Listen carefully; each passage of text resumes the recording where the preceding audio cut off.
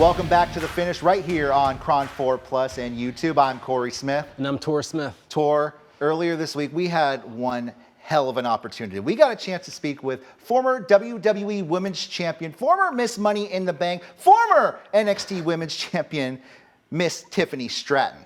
That's right, Kor. And the buff Barbie broke down the origin of her character, her toughest opponents to date, and the advice she has for the Samoan werewolf Jacob Fatu to perfect her version of the moonsault. Take a listen. You are on right now on the road to WrestleMania in Las Vegas, but before that, stopping off at Elimination Chamber this weekend, this Saturday. How are you feeling heading into this Elimination Chamber match? Oh, I am anxious and I'm excited. I can't wait for Elimination Chamber. Chamber is actually so special to me because 2 years ago, I was a rookie and I was put into the Elimination Chamber match. And I had kind of my moment there in Australia. I was in Australia and the crowd went crazy for Tiffy time. And I was like the rookie compared to everybody else. Becky Lynch was there, Bianca Belair. It was so amazing. So I'm excited to get back into Elimination Chamber. I was not in it last year, and hopefully win it. Not hopefully, I will win it and then reclaim back my title at WrestleMania. And that's a great segue, Tiffany. So you are entering your second Elimination Chamber this weekend, and only one woman so far that you mentioned, the man Becky Lynch, has won in her second appearance. So what is your strategy to make history? So my strategy to make history, I'm gonna use the entire, situation. I'm gonna use the steel cage to my advantage. I may jump off one of the pods. I have been known to do some crazy stuff like that. And if I'm one of the first two in there, I'm gonna, reserve my energy. I'm not gonna go too crazy off the bat. If I'm one of the last two in there, I'm gonna just be hitting my finish left and right because everyone else is beat down and I'm fresh. So those are kind of my few strategies. We'll have to see where I am in that match. And what do you think that you learned from your first chamber appearance to this second cameo?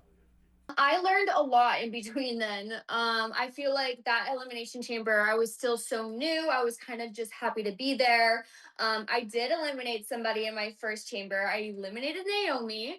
So that was super cool. So hopefully this time around I can eliminate maybe one, maybe two, maybe three, maybe four people. I don't know. We're gonna have to wait and see. But I feel like I've grown so much since then.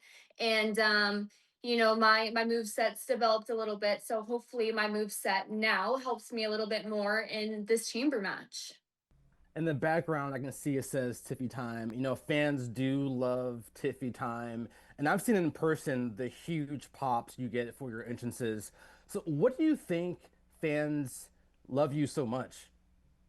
That's a really good question. I really have no idea other than the fact that like when I came in, I felt like I was just so fresh and so new, and I don't think the fans have really seen like a character like Tiffany Stratton in a long time. So maybe that's why the fans kind of I guess loved me so much right off the bat. But I'm still trying to figure out why they love me so much just because like I started off as a heel, as like a bad guy, and they cheered me and they loved me being the bad guy. So I'm also asking myself that question too. I'm going to get beat up at home if I don't ask this question. You have gone on record to say that your character has been influenced by Sharpay Evans by High School Musical. It's something that, well, my fiance just loves because I introduced her to pro wrestling a few years ago. Being a fan of High School Musical, as she is too, she wanted me to ask you this question. What is your favorite song from High School Musical? Ooh, that's a really, really, really good question. I have to say, it's got to be a Sharpay Evans song, and it's got to be "I Want It All." The song, I think it's High School Musical 2. She sings it by the pool. You know, the dip in the pool, trip to the spot, like that song. That is probably my favorite song. I know it word for word, bar for bar. And it would be so amazing if that could be my entrance song one day. Well, maybe one day. I think it could happen. Yeah, But I hope so. one day that could happen. But something that happened this week, and I wanted to ask you about because there's video circulating online. For this week, we all said goodbye to AJ Styles.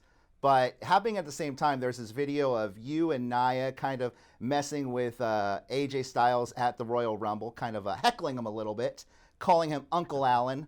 What do you think is your biggest takeaway from working with Uncle Allen?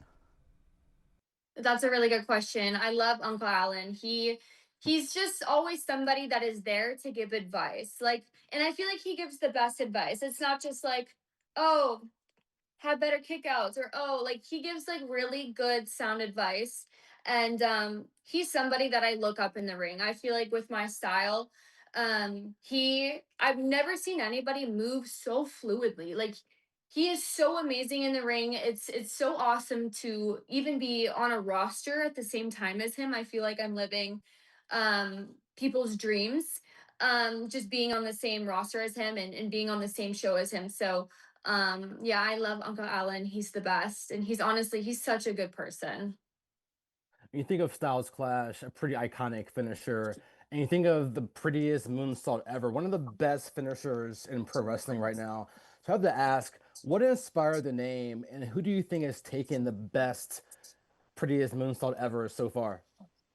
The name came from, so originally I think the move was, it was called the BMU, the best moonsault ever, and I didn't want to like steer away from that at all, just because I did not invent the move by any means.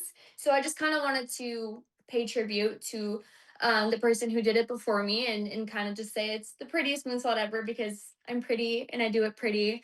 Um, and then what was the other question? I'm sorry.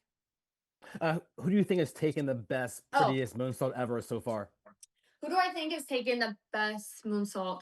I have to say probably Nia Jax, and that was probably, actually no. Now that I'm thinking about it, I think Lyra Valkyria. When I won the title in NXT, the way that I did that moonsault, I don't think I've ever done it any better since then. I did it so high, I did it so perfectly, so straight. Like my toes were pointed, like back in my gymnastics days. And the way that she took it was just, it looked so like, just like aggressive and abrasive. So she took that pretty well. And then I have to say number two is probably Nia Jax. It's a great move, and it's something I've seen play out on Raw too, or SmackDown, with Jacob Fatu. I see him do it. People say, "Oh, look at Jacob Fatu's doing the prettiest moonsault ever." Now I know you have a gymnastics background. What advice would you give Jacob Fatu to his moonsault? How is it different than yours? Well, I believe he just goes to the middle ropes and then he jumps to the top rope. Try it touching the first rope because it is 10 times harder. Your brain has to literally sit there and be like, okay, first, second, then third. It may seem like such a small little movement, but it makes such a difference because I feel like you can get tripped up so easily. But Jacob does it very well. He gets a lot of airtime in it. He can maybe point his toes as well. But yeah, other than that, he has a pretty solid moonsault. Tiffany, speaking of gymnastics, what advice do you have for other young women, female athletes dominating other sports who are thinking about breaking into pro wrestling? That's a good question. I think don't be afraid. I feel like you can't approach wrestling being scared. Not only just being scared like to do things in the ring, but to be out there and be embarrassing and be cringy, and I think all of that is more nerve-wracking than the in-ring stuff. Because you can kind of like catch on to the physicality of it. But I feel like, the promos, the character work, all that kind of stuff is a lot harder for some people. So I think don't be afraid to be embarrassing or be cringy. I think that's what is going to set you apart from other people. And if you get comfortable being in that kind of embarrassing state or that cringy state, you could be unstoppable one day. Now, speaking of unstoppable, it's a great segue, Tiff. You had a pretty hard hitting match at last year's WrestleMania Vegas with Charlotte Flair, one of the more intense matches on the card. At one point, it looked like you lost your tooth. That wasn't the case, fortunately. But where does that match rank among the toughest of your career? I think just given, the situation and the story, I think that's probably one of my hardest matches. It was probably one of my longest matches.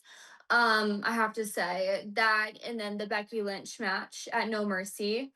And then I would have to say number 3 on that list would be me versus Lyra Valkyria for the NXT title. But yeah, that match at WrestleMania, it was a lot. It took a lot out of me. But I'm super grateful that it happened. I learned so much from that match alone. And I gained so much confidence having my first ever WrestleMania match underneath my belt at 26 years old. So hopefully this year I'll get another WrestleMania moment and hopefully steal the show. No, definitely. You talk about having a WrestleMania moment this year. You're in Elimination Chamber this Saturday for a shot to face Jade Cargill at WrestleMania. You guys have already gone back and forth 2 times. What if it happens at WrestleMania? What's going to make part 3 different? That's a good question. We're at WrestleMania. We are on a even grander stage. I think we have to both be bringing our A game. We've obviously have to bring something different. It would be like our third match against each other. So maybe it'll be a street fight. Maybe it'll be Extreme Rules match.